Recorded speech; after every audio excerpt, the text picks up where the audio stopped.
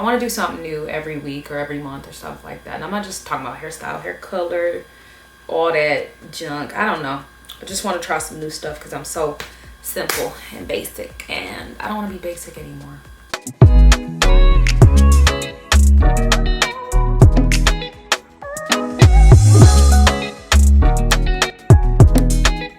Hey, what's up guys? My name is Kiya. Welcome back to my channel. Nice to see you all again. Hi. So I'm here today with you guys to talk about how much it costs to live in Korea. Now I can't really tell you how much it's going to be for you if you decide to come to Korea, but I'm going to kind of break down what I'm paying and what it's like to live in Korea as far as costs. So as you guys might already know, living in Seoul is going to be expensive compared to the rest of Korea, because Seoul is the New York of the East, which is, you know, what I kind of consider it to be. Also, it's just a city where things tend to be more expensive because of a lot of people living here. Seoul is definitely overpopulated, but what can you do about it? And although Seoul is expensive, it is wonderful living in Seoul because there's so much to do. There's a lot of places to go, a lot of people to see, all that good stuff, yada, yada, yada. And so as far as living in Seoul, I have been here 5 years, 6 years? I can't really keep track anymore because I feel like it all just blends together after a while, but I have managed to live here and I have gotten so much better with like saving and spending my money. Although now that coupon eats is a thing, I use a lot of my little money to go to delivery, but that's another story. So I'm here to kind of just break down a few little costs of what it would be like to live in Seoul. I don't know about Busan or the rest of the other areas, but I know Seoul itself is where it's at. If you're deciding that you're gonna live in Seoul, housing is something that you kind of want to do some research on, but I'm here to kind of give you like the basics of it. So housing, as far as it goes, you have one rooms, which is something like an apartment, but it's a studio. And most people go with that option because it's just like easy and you don't have to really worry about paying too many separate costs for like utilities and stuff. Some of your utilities are included, some aren't. Some have all the utilities included. It is what it is. You have office-tels, which are kind of for businesses, but a lot of people live in office-tels as well because you get more space. It's a one room bigger, but you could have, I don't know, another room in it or an upstairs like I have now because I moved. Office-tels are also very accommodating to you having like a cat or a dog. You just kind of gotta do your little research and you'll figure it out. But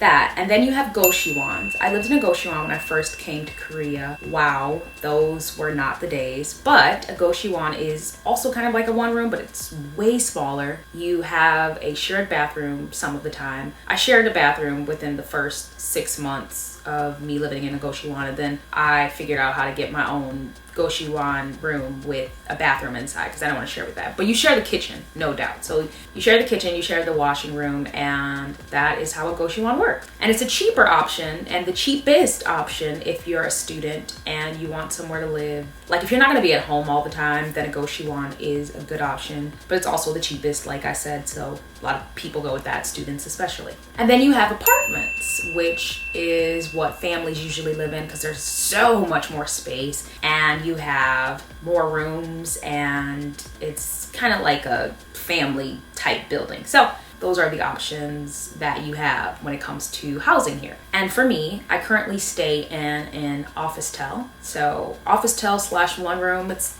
kind of the same thing, but not really. The one that I'm living in now is, I want to say, a little bit bigger than my last place. And that's not saying much because my last place wasn't like huge, but it was big enough for me to live comfortably with Patrick and my doggy. And when I was living at the time at that place, I was living with a boyfriend, so yeah, it was really nice. And yeah, I didn't pay much for that one. I was actually really smart about how I got to deal with that. So whenever I look for places, or whenever you want to look for places, you go to a budongsan, which is a real estate agent, and they help you find a place to live. And you just kind of tell them what you're looking for. You have to give them a deposit, meaning to talk about that. Deposits here are usually 10 million, which if you want to convert it to like American dollars, US dollars, it'd be about $9.5 thousand, $9,500, like just around there. I'm just giving a rough estimate, but it's pretty expensive. So, but there's also places that have 5 million deposits, 5 million won deposits, which are like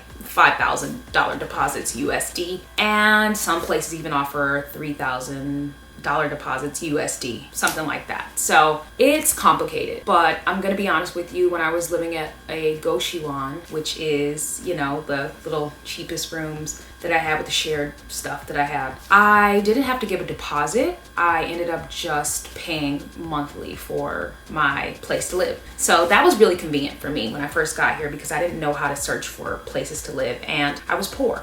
So I was trying to get by on something that was just comfortable for me to sleep in, and then I leave and do whatever I want during the day. So that was really convenient. But at some point I realized this can't be the life that I'm living. So the first Goshiwon I was in, I think I paid around 250,000 won, which is super cheap, but it was a garbage dump. And I didn't have a bathroom in my room, but it was comfortable enough for me to just go to sleep there and do my regular day-to-day activities. And then I moved to another one, and that one was absolutely terrible. The guy who was working there was like Canadian and Korean, and him and the rest of the girls living there made my life a living hell. It was so embarrassing just being there, and whew, I'll have to get into a story time about that one. But I only lived at that one for about a month or two before I moved, because it was just freaking terrible. And then I moved to another Goshiwon, which was decent, but the guy was so annoying, and he was like always checking on me, always trying to see what I was doing. Just very weird vibe. That one I ended up paying like 375,000 for. The one before that was like 300,000. So it just kind of went up. So it went up from like 250,000 to 300,000 to 375,000. And they were all like near the Hongdae area. So it was all very close to where I was working at that time. And that was pretty awesome. Then I moved from that last one to another one in Hongdae, which was like 450,000 won. And that was a bit ridiculous to me, because I was finding out that other friends had places that they were living that they were paying like 400,000 or even less. But I realized that those were one rooms. I had no knowledge about that. So I lived at those places. The point of it all is I ended up moving, doing all that stuff, and I'm here where I am now. And the most I've ever given for a deposit currently is 5 million. So I tried to avoid paying 10 million as a deposit, because I was always so worried about them, like, landlords stealing my money. And I know they say that doesn't happen often, because it just doesn't, but I had that like fear, like, why am I giving them $10,000 to hold for me? And you know, it's like my money. So basically the point is I ended up paying only 5 million for the place I'm living in now for a deposit, and that's pretty decent for me. And my monthly rent is 500 something.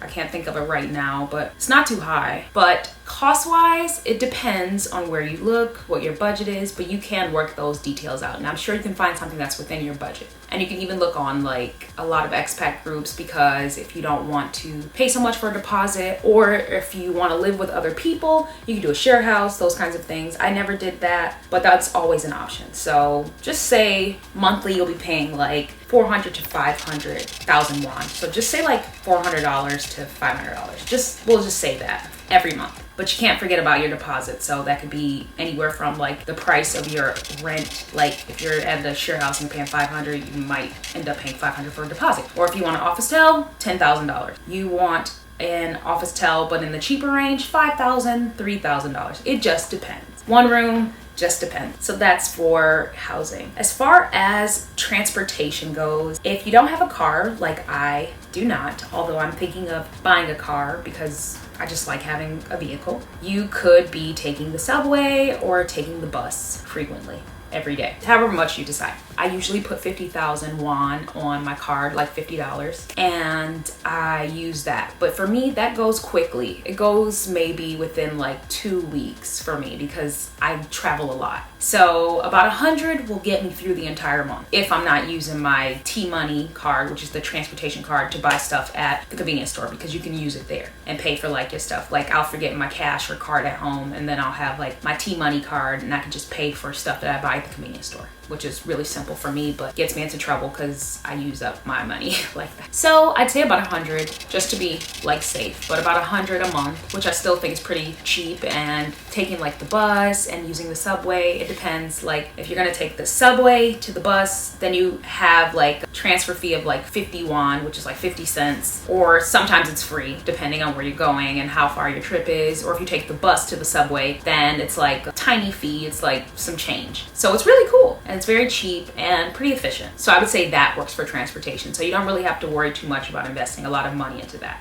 So let's get into food. When I first came to Korea, I was an idiot and I was getting Western food all the time. What you don't realize is that Western food is going to be more expensive. So I was eating a lot of Western food and it was adding up and I was paying a lot of money for that, but I didn't realize it at the time because I just couldn't figure out where all my money was going. But now I know better. And if you're going to restaurants and stuff, a lot of the food is priced the way it is because it's usually shared between two people. Korea is a couple country and people just kind of expect you to be a couple or you come in with somebody else to share it with. There is no really going to restaurants alone or sitting by yourself. So a lot of times I'm taking home meals that are meant for 2 people and my stomach is 3 people. So before I was buying a lot of junk and a lot of Western food and that was adding up. I would eat a lot of fast food because that was convenient for me and that was what I was familiar with and what I knew. Until I started expanding and trying new things like curry. I'm obsessed with curry now. I didn't even know I would like curry until Korea and I'm so grateful that I gave that a chance. I also like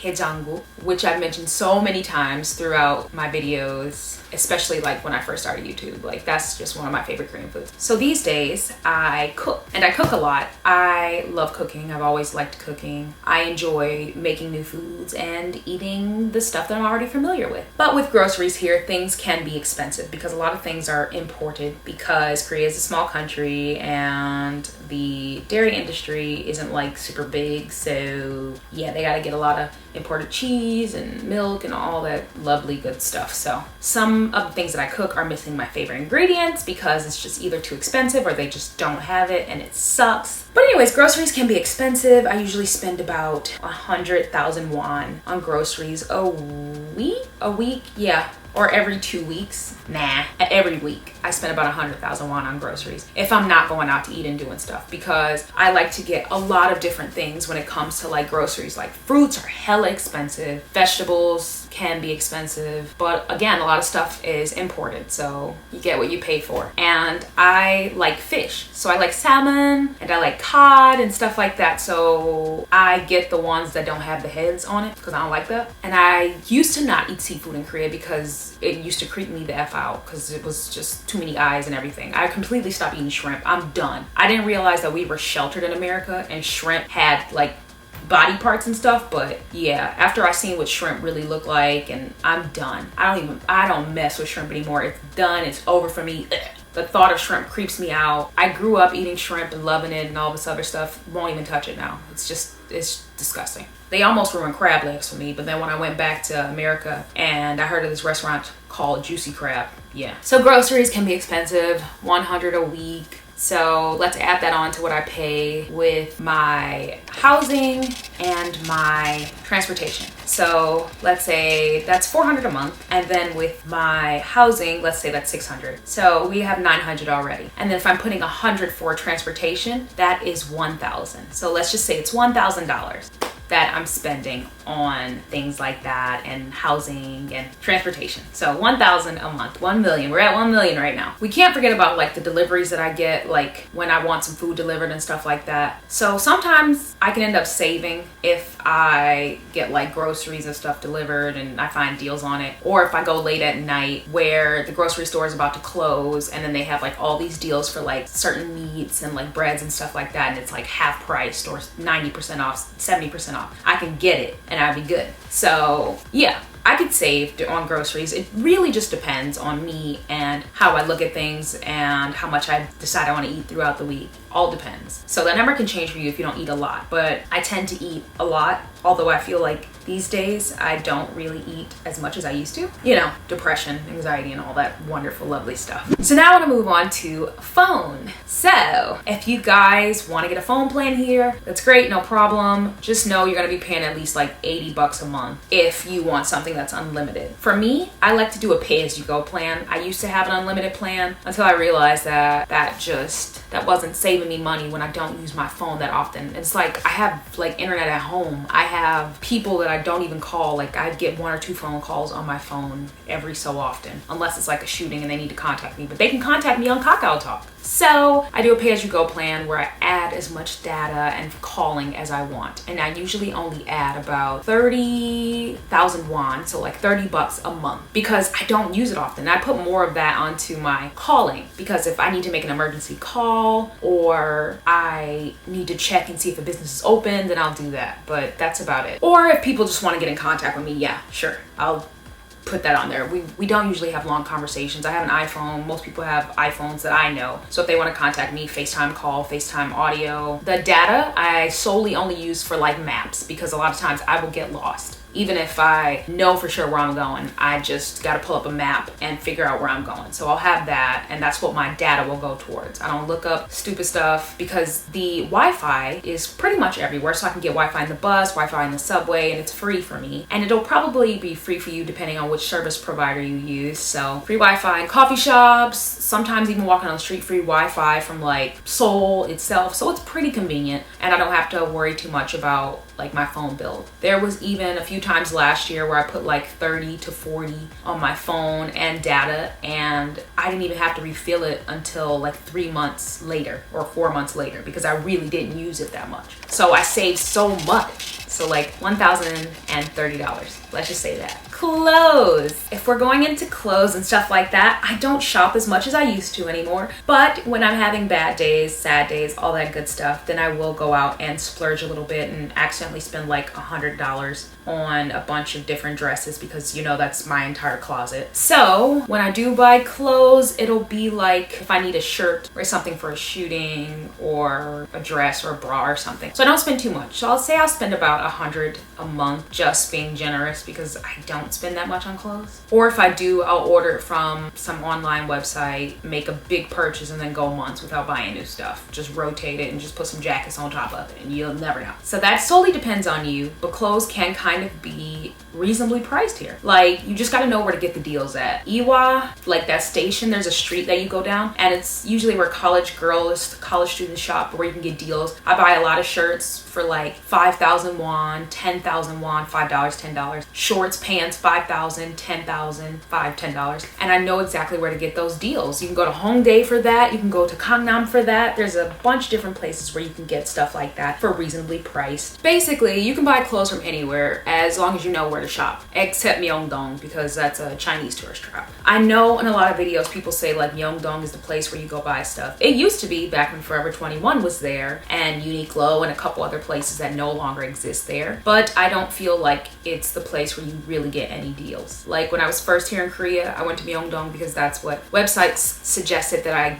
go. That's where they suggested that I go in order to get clothes and stuff like that. But I realized that it's not as much as a deal as you're thinking. Clothes added on, we have $1,130. So 1.130 million won. I don't even know how to say it. So basically 1.1 million won. Let's just say that. And the last thing that I think would factor into like your cost of living here, besides like, I don't know, getting your hair done, nails done, self-maintenance, that you decide however much that's going to be. I don't even pay for that. I do my own hair, I do my own nails, I do all that because I am lazy and don't feel like sitting in a shop for a few hours to get all that done. But when I do, I do. It's for special occasions only. So entertainment would be the last thing on the list, and entertainment could be anything. It could be you wanting to go to the movies, or you wanting to be at the club, or you wanting to go to a cafe, a museum, or even like escape rooms like I do. It just depends on what you define as entertainment. But me, that is where I will put money towards, because I want to have a good time with like my friends and enjoy myself and do self-care days, different things like that. Sometimes I'll pay for like a spa day for myself. So let's just say I'll spend about $200 a month on that. And I don't spend that much on it as I thought I did because I spend a lot of time working and I can find free cost-effective ways to do that at my house. That's entertainment. All I gotta do is pull some wine out the fridge and a good Netflix movie that I haven't seen with the projector screen down, invite some friends over, and we make a whole day of that, or night, whatever. So that's my source of entertainment, but it solely depends on what you want to do. There's like so many things to do in Korea. There's so many different things. And if you do want to travel, you can add that to your transportation costs. I don't do too much traveling as far as like leaving Seoul, Incheon, Gyeonggi-do too much. I used to go to Osan, which is like south, so, but it's not that much south. It's like an hour outside of Seoul, an hour and a half. But as far as entertainment goes, that is it for entertainment. So 200, so let's add that on. So that's 1.3 million won. So $1,330. That is how much I pay to live in Seoul a month. That is how I live my life here. So I hope that helps you guys out. You're definitely gonna have different expenses compared to what I'm paying. You might have a much cheaper life if you know what you're doing and how to save. I recommend enrolling in like a lot of different membership programs. Like you go to Olive Young, which is like a beauty store here. You can get all your hair care, all that stuff product. You can sign up for a membership and you can get a bunch of different memberships where you save money with coupons. They give you like free stuff, you add up your points, yada yada yada. It's just like going to Sephora and having a membership there. So you can get a lot of free stuff. Sometimes you can even get free products. Sometimes you can get free movie tickets, different things like that. There's also a thing called Cash Walk. If you do that, you make money, points, coins for walking every day. And the max amount you can get every day is like 100 if you walk enough steps. And then you save that up and you can buy food, you can buy movie tickets, you can even buy flights, like trips to like vouchers. So it just depends. There's a lot of ways to save money here. I feel like I've been pretty decent at saving money here. I only pay what I pay because of the things that I enjoy as far as entertainment goes and food, because that's where a lot of my money goes. So yeah, you just certainly will have a cheaper experience if you're better at managing food than I am. But that is it for this video. So that's how much I pay. 1.3 million, 1,330 US dollars to live in Korea, to live in Seoul every month. And it changes, it can go down, it can go up, it just depends on me. I really hope I helped in some kind of way. Me having 50,000 jobs, it helps because I have the income to supplement that. Like, I'm good, I'm not like worried about anything. So yeah, that's it. So if you guys like this video, don't forget to like, comment down below, tell me your thoughts. Let me know what you guys think of this video. Let me know if I missed anything. If you want me to explain something more in detail or talk about something specifically, yeah, let me know down there. Also, don't forget to push that subscribe button. If you're not subscribed, push that button now. Push it, push it, push it.